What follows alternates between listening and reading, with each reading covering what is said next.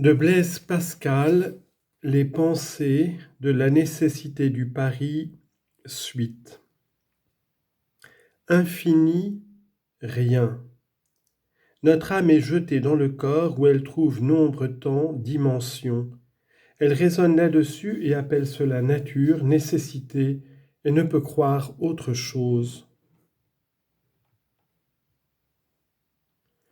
L'unité jointe à l'infini ne l'augmente de rien, non plus qu'un pied à une mesure infinie. Le fini s'anéantit en présence de l'infini et devient un pur néant. Ainsi notre esprit devant Dieu, ainsi notre justice devant la justice divine. Il n'y a pas si grande disproportion entre notre justice et celle de Dieu qu'entre l'unité et l'infini. Il faut que la justice de Dieu soit énorme comme sa miséricorde.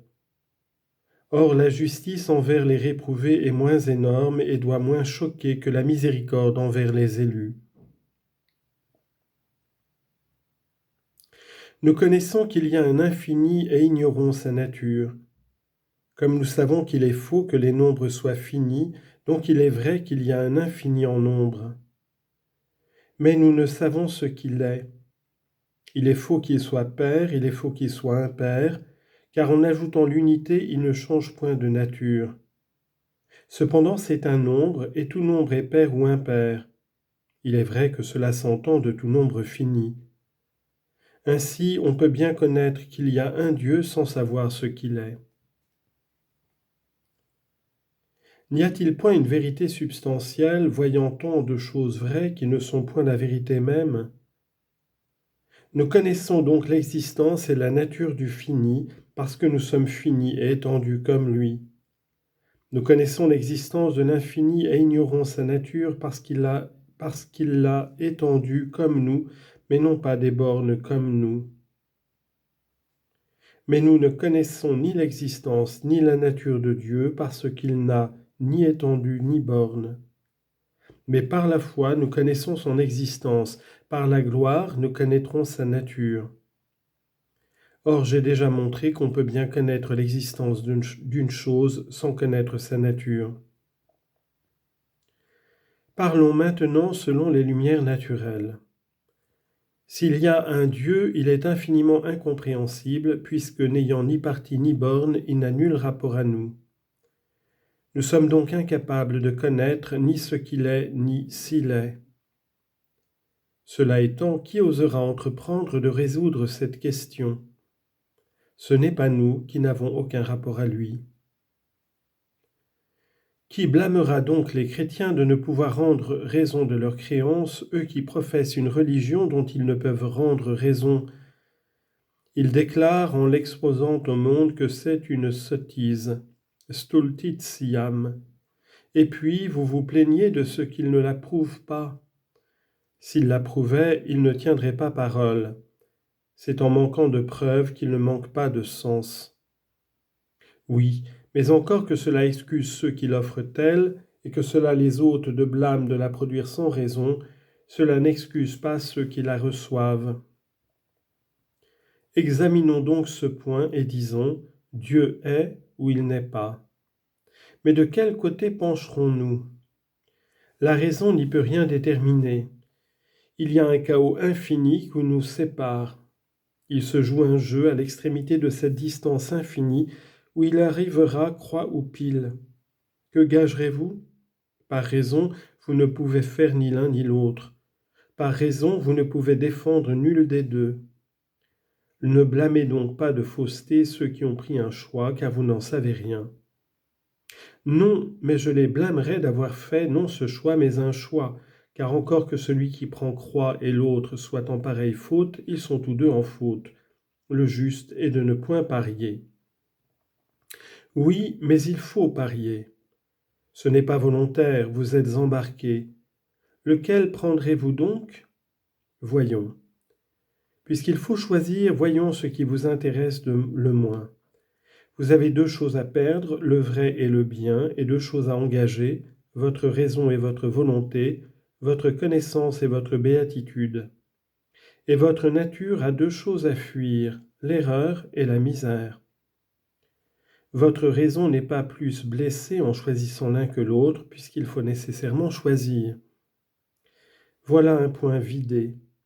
Mais votre béatitude, pesons le gain et la perte en prenant croix que Dieu est.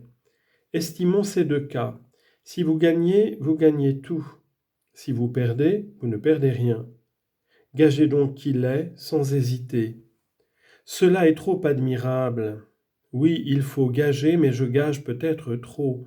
Voyons, puisqu'il y a pareil hasard de gain et de perte, si vous n'aviez qu'à gagner 2 vies pour une, vous pourriez encore gager. Mais s'il y en avait 3 à gagner, il faudrait jouer, puisque vous êtes dans la nécessité de jouer.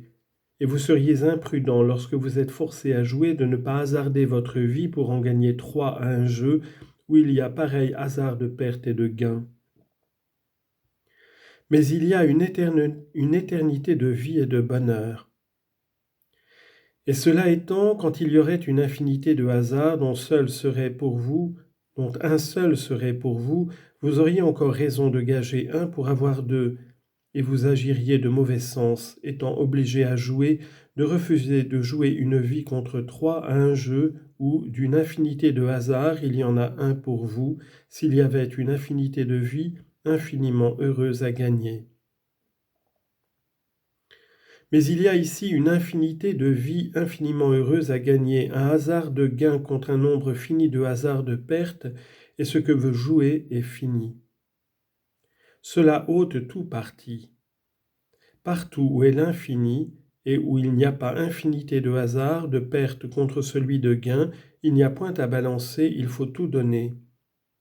Et ainsi, quand on est forcé à jouer, il faut renoncer à la raison pour garder la vie plutôt que de la hasarder pour le gain infini, aussi près à arriver que la perte du néant.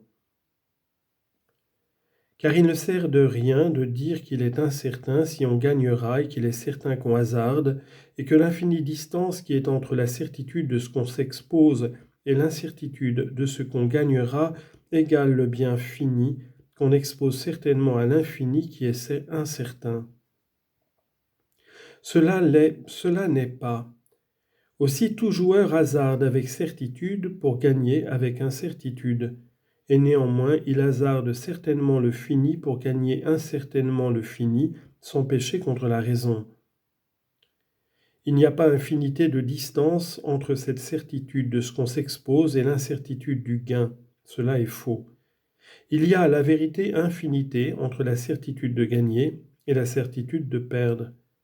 Mais l'incertitude de gagner est proportionnée à la certitude de ce qu'on hasarde selon la proportion des hasards de gain et de perte.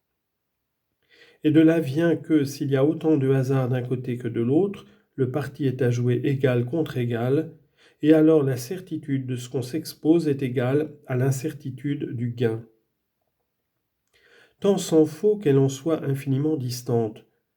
Et ainsi notre proposition est dans une force infinie quand il y a le fini à hasarder à un jeu où il y a pareil hasard de gain que de perte, et l'infini à gagner. Cela est démonstratif. Et si les hommes sont capables de quelque vérité, celle-là l'est. Je le confesse, je l'avoue. Mais encore n'y a-t-il point moyen de voir le dessous du jeu? Oui, l'écriture et le reste. Oui, mais j'ai les mains liées et la bouche muette, on me force à parier et je ne suis pas en liberté, on ne me relâche pas et je suis fait d'une telle sorte que je ne puis croire. Que voulez-vous donc que je fasse? Il est vrai. Mais apprenez au moins votre impuissance à croire, puisque la raison vous y porte et que néanmoins vous ne le pouvez. Travaillez donc non pas à vous convaincre par l'augmentation des preuves de Dieu, mais par la diminution de vos passions. Vous voulez aller à la foi et vous n'en savez pas le chemin. Vous voulez vous guérir de l'infidélité et vous en demandez le remède. Apprenez de ceux qui ont été liés comme vous et qui parient maintenant tout leur bien. Ce sont gens qui savent ce chemin que vous voudriez suivre et guéris d'un mal dont vous voulez guérir. Suivez la manière par où ils ont commencé. C'est en faisant tout comme s'ils croyaient, en prenant de l'eau bénite, en faisant dire des messes, etc. Naturellement, même cela vous fait croire et vous abêtira, mais c'est ce que je crains. Et pourquoi? Qu'avez-vous à perdre? Mais pour vous montrer que cela y mène, c'est que cela diminuera les passions qui sont vos grands obstacles. Fin de ce discours. Or, quel mal vous arrivera-t-il en prenant ce parti? Vous serez fidèle, honnête, humble, reconnaissant, bienfaisant, ami sincère, véritable. À la vérité, vous ne serez point dans les plaisirs empestés, dans la gloire, dans les délices, mais n'en aurez point d'autres. Mais n'en aurez-vous point d'autres? Je vous dis que vous y gagnerez en cette vie et qu'à chaque pas que vous ferez dans ce chemin, vous verrez tant de certitude du gain et tant de néant de ce que vous avez parié pour une chose certaine, infinie, pour laquelle vous n'avez rien donné. Oh, ce discours me transporte, me ravit. Si ce discours vous plaît et vous semble fort, sachez qu'il est fait par un homme qui s'est mis à genoux auparavant, et après pour prier cet être infini et sans parti auquel il soumet tout le sien, de se soumettre aussi le vôtre pour votre propre bien et pour sa gloire, et qu'ainsi la force s'accorde avec cette bassesse. S'il ne fallait rien faire que pour le certain, on ne devrait rien faire pour la religion, car elle n'est pas certaine. Mais combien de choses fait-on pour l'incertain, les voyages sur mer, les batailles? Je dis donc qu'il ne faudrait rien faire du tout, car rien n'est certain. Et qu'il y a plus de certitude à la religion que non pas que nous voyons le jour de demain, car il n'est pas certain que nous voyons demain, mais il est certainement possible que nous ne le voyions pas. On n'en peut pas dire autant de la religion. Il n'est pas certain qu'elle soit, mais qui osera dire qu'il est certainement possible qu'elle ne soit pas? Or, quand on travaille pour demain et pour l'incertain, on agit avec raison, car on doit travailler pour l'incertain par la règle des parties qui est démontrée. Saint Augustin a vu qu'on travaille pour l'incertain sur mer, en bataille, etc., mais il n'a pas vu la règle des parties qui en démontre qu'on le doit. Montaigne a vu qu'on s'offense d'un esprit boiteux et que la coutume peut tout, mais il n'a pas vu la raison de cet effet. Toutes ces personnes ont vu les effets, mais ils n'ont pas vu les causes. Ils sont à l'égard de ceux qui ont découvert les causes comme ceux qui n'ont que les yeux à l'égard de ceux qui ont l'esprit. Car les effets sont comme sensibles et les causes sont visibles seulement à l'esprit. Et quoique ces effets-là se voient par l'esprit, cet esprit est à l'égard de l'esprit qui voit les causes comme les sens corporels à l'égard de l'esprit. Rem viderunt, causam non viderunt. Traduction.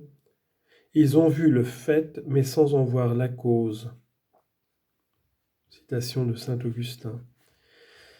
Par les parties, vous devez vous mettre en peine de rechercher la vérité, car si vous mourrez sans adorer le vrai principe, vous êtes perdu.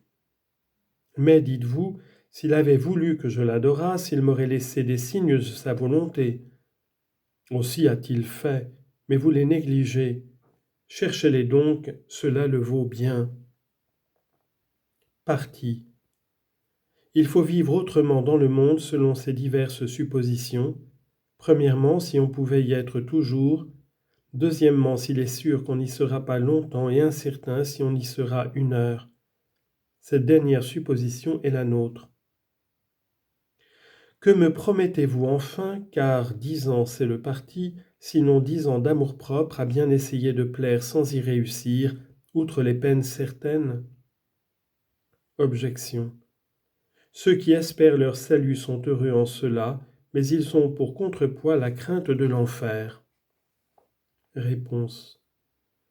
Qui a plus de sujet de craindre l'enfer, ou celui qui est dans l'ignorance s'il y a un enfer et dans la certitude de damnation s'il y en a, ou celui qui est dans une certaine persuasion qu'il y a un enfer et dans l'espérance d'être sauvé s'il est.